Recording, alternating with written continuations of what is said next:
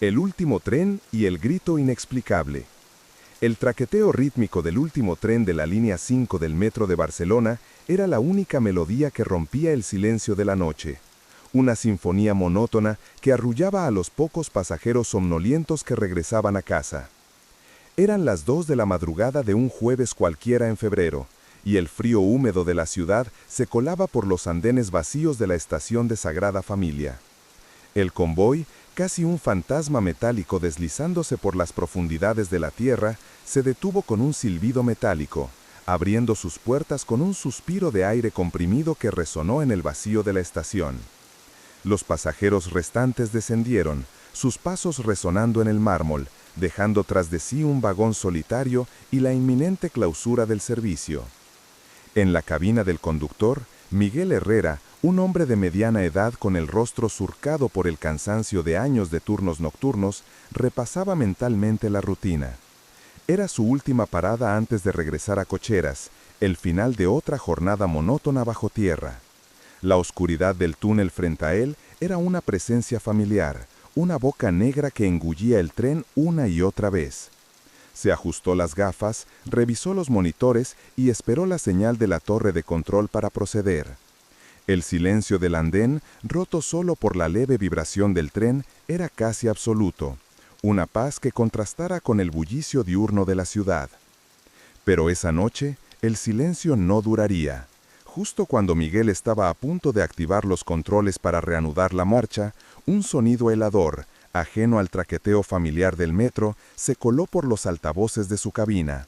Era un grito desgarrador, agudo, cargado de pánico y desesperación, que parecía venir de las profundidades del túnel justo delante de él. No era el grito de un animal, ni el sonido metálico de un vagón rozando las vías. Era inconfundiblemente humano, teñido de un terror primitivo que erizó el vello de la nuca de Miguel. Miguel se quedó paralizado, la mano suspendida sobre la palanca de mando. Su corazón comenzó a latir con fuerza contra sus costillas. Años de experiencia le habían enseñado a ignorar ruidos extraños, ecos del túnel o el crujido de la estructura. Pero ese grito era diferente. Era demasiado nítido, demasiado cercano, como si la persona que lo emitía estuviera a solo unos metros de la parte frontal de su tren. Se incorporó en su asiento, sus ojos escudriñando la oscuridad que se extendía ante él. Activó la radio de la cabina, con la voz apenas un murmullo entrecortada por la adrenalina. «Control, aquí tren 503. He oído algo. Un grito. Parece venir del túnel, dirección Lesseps. ¿Alguna incidencia en la vía?»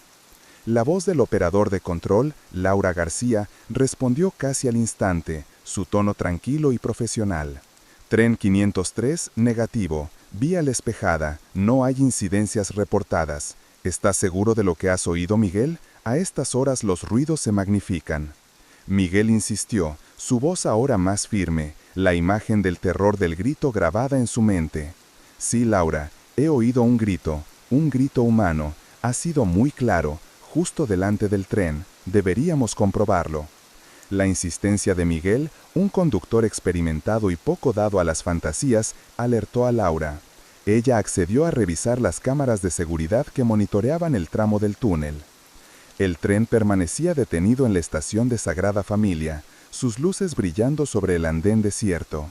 La tensión en la cabina de Miguel era palpable, cada segundo una eternidad. Podía sentir el eco del grito aún resonando en el aire, o quizás en su propia cabeza. Era un sonido que no olvidaría fácilmente, una nota discordante en la rutina de su vida subterránea. Unos segundos después, la voz de Laura volvió por la radio, esta vez con un tono que denotaba perplejidad. «Tren 503, hemos revisado las cámaras del túnel, todas las cámaras, Miguel. Desde la salida de Sagrada Familia hasta el siguiente tramo, el túnel está completamente vacío. No hay nadie, ni rastro de la persona que supuestamente ha gritado». Las palabras de Laura flotaron en el aire de la cabina, dejando a Miguel con un escalofrío que no tenía nada que ver con el frío de la noche. Un grito había sido escuchado, pero la cámara mostraba que el túnel estaba desierto. Las palabras de Laura retumbaron en la cabina del tren, dejando a Miguel Herrera con una sensación de irrealidad. Un grito desgarrador, tan vívido que aún creía escucharlo. Y las cámaras de seguridad confirmaban lo imposible. El túnel estaba vacío. No había rastro de la persona que supuestamente lo había emitido. Miguel se negó a aceptar la explicación de un eco o la imaginación que Laura, ya con un tono más condescendiente, intentó ofrecerle. Sabía lo que había oído. Con el corazón aún acelerado, Miguel completó el trayecto hacia Cocheras. La rutina mecánica del tren no logró disipar la imagen del túnel desierto ni el eco del grito. Esa noche el sueño le fue esquivo. Cada vez que cerraba los ojos, el sonido se repetía, vívido y aterrador. Se levantó varias veces para beber agua. Paseó por el pasillo de su pequeño apartamento, intentando encontrar una lógica a lo ilógico. Un grito, un túnel vacío. La contradicción era insoportable. Al día siguiente, en su turno, Miguel no pudo evitar obsesionarse con el incidente.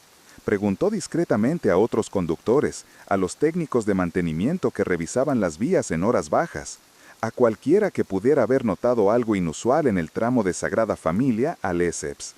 Todos le dieron la misma respuesta. Nada. El túnel era un lugar de rutina, de acero y hormigón, sin anomalías recientes que pudieran explicar el sonido o la posterior ausencia de cualquier fuente. Era como si el grito hubiera emanado del aire mismo. La estación de Sagrada Familia, con sus imponentes bóvedas y sus secretos subterráneos, comenzó a adquirir una nueva y perturbadora dimensión en la mente de Miguel. Había pasado miles de horas entrando y saliendo de ese lugar, pero ahora la majestuosidad de la basílica en la superficie contrastaba con la oscuridad de su subsuelo, donde un misterio inexplicable parecía haberse manifestado. La estación era un portal, y esa noche algo incomprensible lo había atravesado. Miguel se sentía cada vez más aislado en su convicción. Sus compañeros, al principio curiosos, empezaron a mirarlo con una mezcla de lástima y preocupación, como si el cansancio o el estrés del trabajo nocturno le estuvieran pasando factura. Laura, desde control, le sugirió que se tomara unos días libres, insinuando que necesitaba descansar. Pero Miguel sabía que no estaba cansado. Estaba inquieto, impulsado por la necesidad de comprender lo que había vivido. La soledad de su búsqueda era palpable. Decidió que no podía quedarse de brazos cruzados.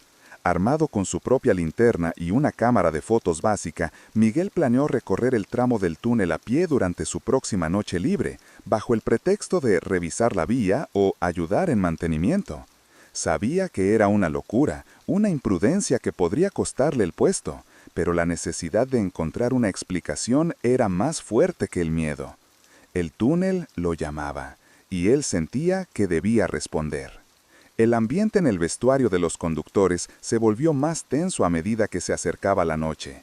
Miguel intentaba parecer normal, pero la expectación lo carcomía por dentro. Pensó en las historias que se contaban en el metro, leyendas urbanas sobre obreros desaparecidos, de almas en pena que habitaban las profundidades. Siempre las había descartado como cuentos para no dormir, pero ahora, con el eco de aquel grito resonando en su memoria, esas historias adquirían una nueva y escalofriante verosimilitud. El subsuelo de Barcelona guardaba secretos y Miguel estaba a punto de adentrarse en ellos. El ambiente en el vestuario de los conductores se volvió más tenso a medida que se acercaba la noche. Miguel intentaba parecer normal, pero la expectación lo carcomía por dentro. Pensó en las historias que se contaban en el metro, leyendas urbanas sobre obreros desaparecidos, de almas en pena que habitaban las profundidades.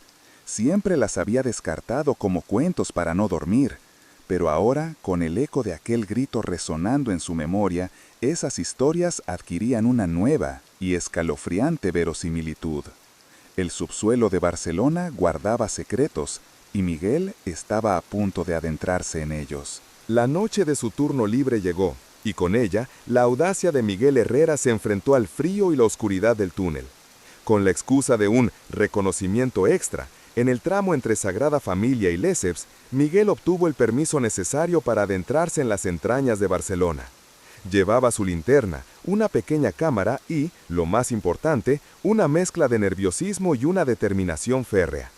El eco de aquel grito inexplicable lo había arrastrado hacia un lugar donde pocos se atrevían a ir, y donde los secretos del subsuelo parecían esperarlo.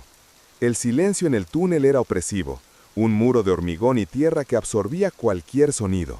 La luz de su linterna bailaba sobre las paredes, revelando la monotonía de la vía, los cables que serpenteaban por el techo y las inevitables manchas de humedad. Miguel avanzaba lentamente, sus pasos resonando con una amplificación inquietante. Cada sombra, cada corriente de aire, cada goteo de agua le hacía sobresaltarse. El túnel, que antes era solo un lugar de trabajo, ahora parecía un laberinto de misterios. Mientras se adentraba más en el tramo, la sensación de estar solo se desvaneció. Una extraña atmósfera, fría y densa, lo envolvió. No era el frío habitual del subsuelo, sino una helada que calaba los huesos, acompañada de un olor metálico y húmedo, como a óxido y tierra mojada. Miguel se detuvo, su linterna apuntando a todas direcciones, intentando identificar la fuente de esa sensación. El túnel, hasta ese momento inerte, parecía vibrar con una energía invisible. Fue entonces cuando lo vio. A unos 100 metros más adelante, en la oscuridad casi total del túnel, la luz de su linterna captó un brillo inusual sobre las traviesas de la vía. Era un reflejo débil, pero lo suficientemente distinto como para llamar su atención. Con el corazón martillándole en el pecho, Miguel aceleró el paso, impulsado por una mezcla de miedo y una curiosidad incontrolable. Sabía que estaba a punto de encontrar algo que las cámaras no habían detectado o que, por alguna razón, se había ocultado a su vista. Al acercarse, el brillo se hizo más evidente. Era un pequeño objeto metálico, incrustado entre la gravilla de la vía, justo al lado de uno de los raíles. Miguel se arrodilló, su linterna enfocada en el objeto. Era un pendiente, un diminuto aro de oro blanco con una pequeña piedra brillante engarzada. No era un objeto de gran valor, pero su presencia en medio de la vía, en un túnel supuestamente vacío, era profundamente perturbadora. Era un objeto personal, ajeno a la maquinaria del metro. Miguel recogió el pendiente con los dedos temblorosos. Estaba frío y algo sucio de la tierra, pero el diseño era delicado, femenino. No había rastro de sangre ni de lucha, solo ese diminuto objeto, mudo testigo de un grito que nadie más había oído y una presencia que las cámaras habían ignorado. La contradicción volvía a atormentarlo. Si el túnel estaba vacío, ¿cómo había llegado ese pendiente allí? ¿Y a quién pertenecía? La certeza de que no había imaginado el grito se afianzó en su mente. Ese pendiente era la prueba material, el eslabón perdido entre el sonido y la ausencia. Miguel tomó varias fotos del lugar con su cámara, documentando la posición del pendiente y el entorno. Sabía que esto era solo el comienzo. El misterio se había profundizado, y el túnel, que parecía inofensivo, ahora guardaba un secreto mucho más oscuro de lo que jamás había imaginado. Con el pendiente guardado cuidadosamente en su bolsillo, Miguel regresó por el túnel, el peso del descubrimiento más opresivo que el aire denso del subsuelo. La noche en el metro de Barcelona había dejado de ser monótona para convertirse en el escenario de un enigma personal que lo arrastraba inexorablemente hacia la verdad, sin importar cuán inquietante pudiera ser. El grito, el túnel y ahora el pendiente. La historia apenas comenzaba a desvelarse. El diminuto pendiente, hallado en la oscuridad del túnel del metro, se convirtió en la prueba irrefutable para Miguel Herrera. No era solo un objeto, era un testigo mudo que conectaba el grito inexplicable con una presencia que las cámaras de seguridad habían ignorado. El sargento de la Guardia Urbana, a quien Miguel acudió, lo recibió con una mezcla de escepticismo y curiosidad. Los detalles del grito en el túnel vacío sonaban a una historia de fantasmas, pero el pendiente, tangible y real, obligaba a tomar el asunto en serio. El sargento analizó el pendiente con una lupa. Su diseño, aunque delicado, no era moderno. Tenía un estilo que evocaba décadas pasadas, una elegancia discreta y atemporal. La pequeña piedra, aunque no era un diamante de gran valor, estaba engarzada con una técnica artesanal que ya no era común. El sargento le explicó a Miguel que identificar al propietario de una joya, sin grabados ni características únicas, era casi imposible, a menos que alguien la echara de menos públicamente o que tuviera una historia detrás. Miguel, sin embargo, no se dio por vencido. Se obsesionó con el pendiente. Lo miraba una y otra vez, intentando extraerle algún secreto, alguna pista que lo llevara a su dueña. La imagen de la piedra brillante, atrapada en el aro de oro blanco, se grabó en su mente. Era una pieza que parecía cargar con un peso, con una historia no contada. No podía deshacerse de la sensación de que esa joya era la llave que abriría el misterio. Decidió llevar el pendiente a varias joyerías antiguas de Barcelona, en los barrios más tradicionales, buscando algún artesano que pudiera reconocer el estilo o el origen. En una pequeña tienda del barrio gótico, regentada por un anciano joyero de manos artríticas, Miguel encontró una respuesta sorprendente. El joyero, tras examinar el pendiente con detenimiento, lo reconoció de inmediato. «Este pendiente», murmuró el anciano, sus ojos brillando con una luz de reconocimiento. «Es de un juego exclusivo que hice hace muchos años, a principios de los años 90. Solo hice un par de ellos, para una mujer muy particular. Formaba parte de un conjunto que diseñé para una joven bailarina de flamenco que venía de Andalucía, con un talento increíble, pero con un destino trágico». Las palabras del joyero resonaron en el pequeño establecimiento. El joyero no recordaba el nombre de la bailarina, solo que era muy hermosa y que había llegado a Barcelona con grandes sueños. Recordaba que ella, de alguna manera, estaba conectada con un local de flamenco en el Paral·lel, un lugar ya desaparecido que había sido muy popular en la época. La historia de la bailarina y su destino trágico se quedó grabada en la mente de Miguel, añadiendo una nueva capa de melancolía al misterio. El pendiente no solo era antiguo, sino que estaba cargado de una historia. Miguel agradeció al joyero y salió a la calle, el pendiente en su mano ahora con un significado más profundo. Una bailarina de flamenco de los años 90, un destino trágico y un grito en un túnel vacío. La conexión entre estos elementos parecía inverosímil, pero la intuición de Miguel le decía que estaba en el camino correcto. El misterio se estaba expandiendo más allá de las paredes del metro, conectando el presente con un pasado doloroso y olvidado de la ciudad. La revelación del joyero sobre el origen del pendiente, vinculado a una joven bailarina de flamenco de los años 90 y a un destino trágico, electrificó la investigación de Miguel Herrera. El grito en el túnel vacío ahora tenía un eco en el pasado de Barcelona, una conexión etérea pero palpable que lo arrastraba más allá de los límites del metro. El sargento de la Guardia Urbana, aunque todavía cauteloso, sentía que la obstinación de Miguel empezaba a desvelar algo profundo. Miguel se lanzó a buscar información sobre los tablados de flamenco del Paral·lel en los años 90. Era una tarea complicada. Muchos locales habían cerrado y los archivos eran escasos. Recorrió bibliotecas, hemerotecas y foros de Internet, buscando cualquier referencia a bailarinas de la época o a tragedias que hubieran podido ocurrir en ese vibrante pero a veces sombrío mundo del arte. Quería ponerle un nombre al rostro que intuía tras el pendiente. Finalmente, una pequeña nota de prensa de la época llamó su atención. Hablaba de un incendio trágico en un modesto edificio cerca del Paral·lel en los años 90.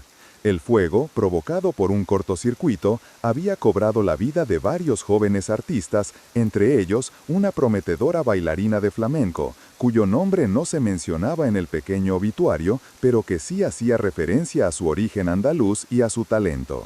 La nota era un detalle olvidado en la crónica de sucesos de la ciudad, pero para Miguel era una posible conexión. El local de flamenco al que el joyero había hecho referencia, el Tablao Gitano, ya no existía. En su lugar se levantaba un moderno edificio de oficinas. Pero Miguel se empeñó en encontrar a alguien que hubiera trabajado allí en los años 90, algún testigo del pasado que pudiera recordar a la bailarina del pendiente. Recorrió los bares más antiguos de la zona, los lugares donde los artistas de antaño solían reunirse, buscando una aguja en un pajar. Tras varios intentos fallidos, un viejo guitarrista ciego, sentado en un rincón de un bar, recordó a una bailarina.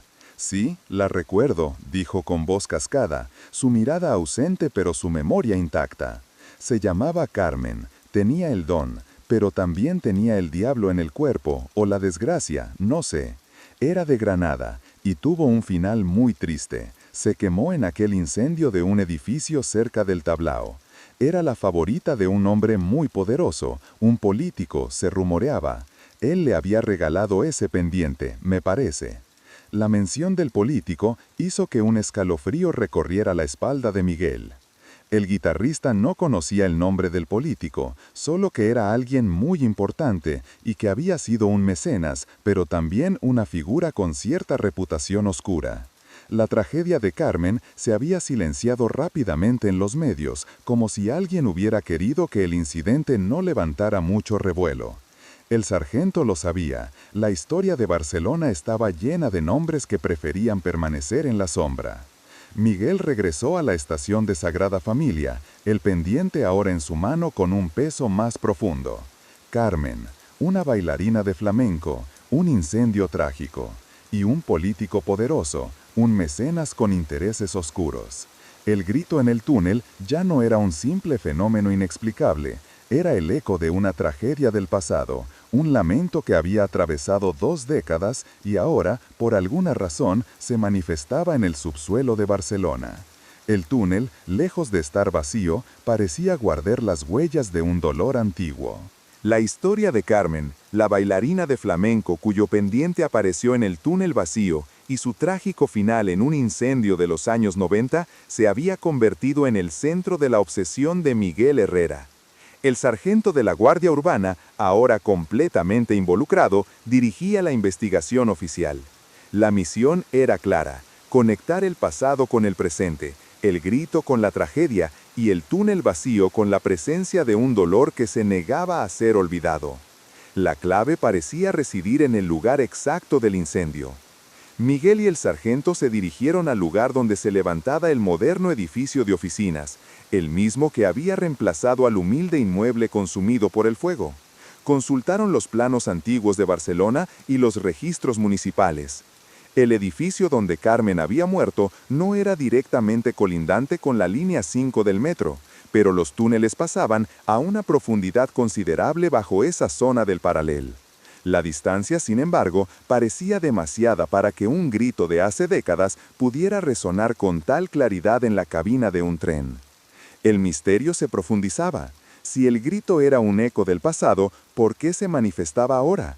¿Y cómo había llegado el pendiente de Carmen a ese punto exacto del túnel, en una zona sin acceso directo desde la superficie?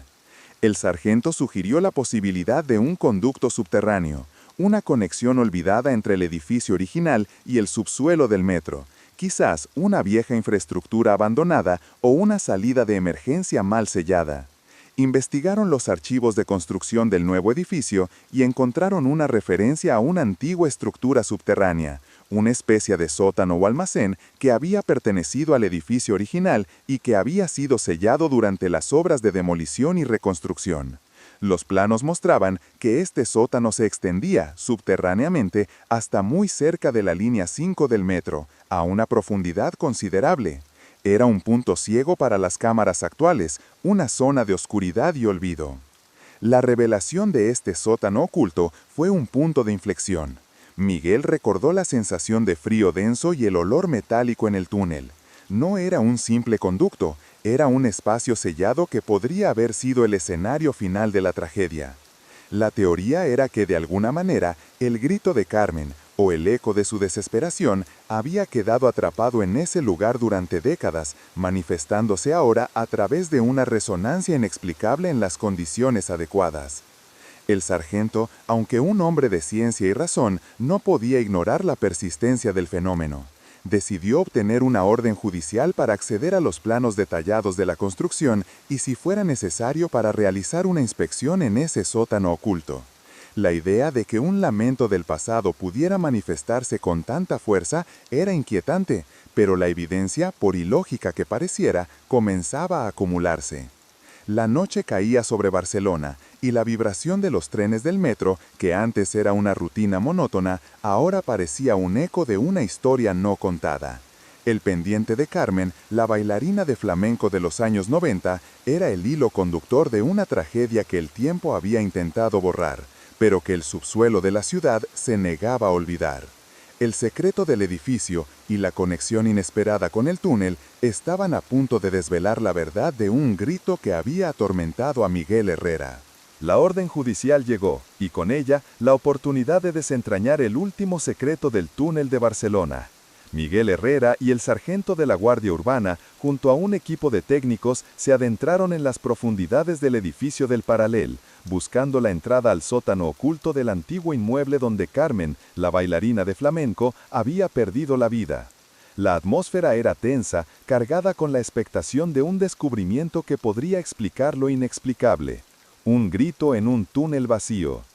Tras varias horas de búsqueda y análisis de planos, el equipo localizó una pared de hormigón reforzado en el subsuelo del moderno edificio. Las lecturas del sonar indicaban que había un vacío detrás, una cavidad que coincidía con los antiguos planos del sótano. Con cautela, los técnicos abrieron una brecha, revelando una oscura entrada a un espacio olvidado por el tiempo. El aire que emanaba de allí era frío, denso y cargado con el mismo olor metálico que Miguel había sentido en el túnel.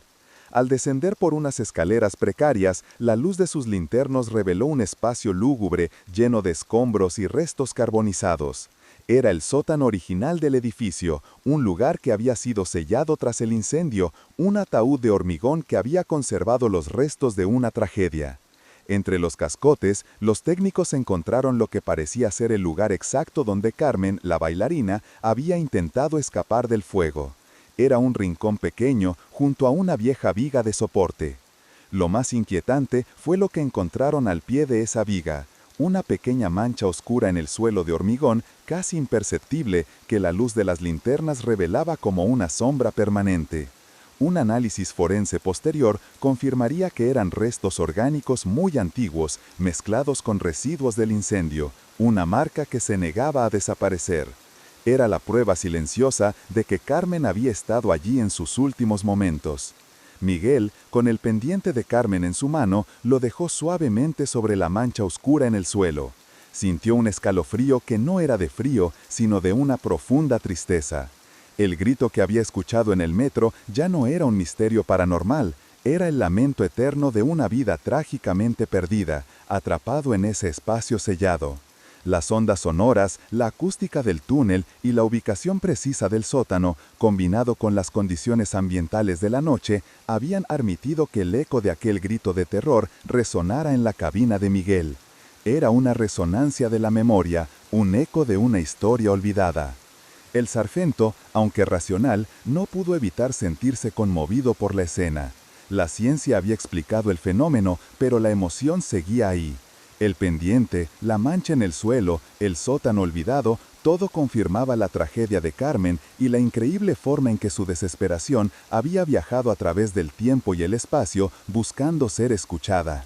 El político poderoso, que había sido su mecenas y cuya influencia había silenciado la historia de su muerte, nunca fue formalmente vinculado con la negligencia que llevó al incendio, pero la historia de Carmen, ahora revelada, no podría volver a ser oculta. La noticia del hallazgo y la explicación científica del grito se filtró a la prensa, aunque con un tono sensacionalista. La historia de Carmen, la bailarina de flamenco, que había muerto en un incendio hace décadas y cuyo lamento resonaba ahora en el metro de Barcelona, capturó la imaginación del público. Miguel Herrera, el conductor que se atrevió a escuchar lo imposible, fue visto como un héroe silencioso.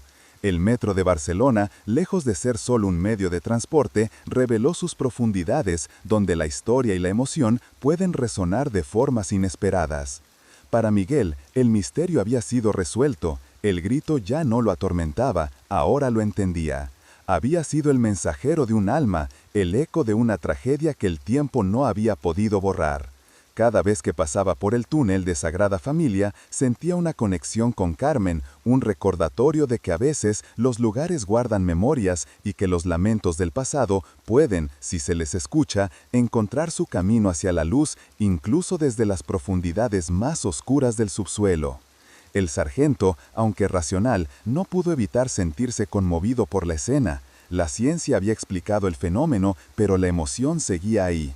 El pendiente, la mancha en el suelo, el sótano olvidado, todo confirmaba la tragedia de Carmen y la increíble forma en que su desesperación había viajado a través del tiempo y el espacio buscando ser escuchada.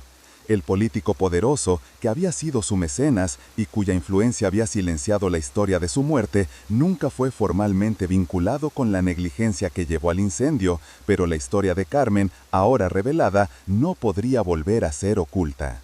La noticia del hallazgo y la explicación científica del grito se filtró a la prensa, aunque con un tono sensacionalista.